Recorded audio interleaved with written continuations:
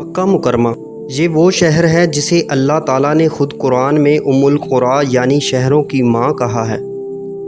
یہ وہ سرزمین ہے جہاں حضرت ابراہیم علیہ السلام نے اللہ کے حکم پر دعا کی، اے میرے رب اس شہر کو امن والا بنا دے اور اس کے رہنے والوں کو اپنے فضل سے رزق عطا فرما۔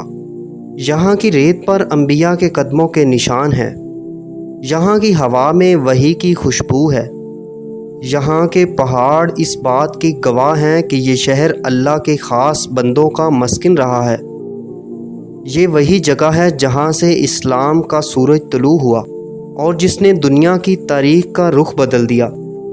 ناظرین، مکہ کی ایک خاص بات یہ ہے کہ یہاں داخل ہونے والے کو امن ملتا ہے، جیسا کہ قرآن مجید میں آیا ہے، اور جو اس میں داخل ہوا وہ امن میں ہے۔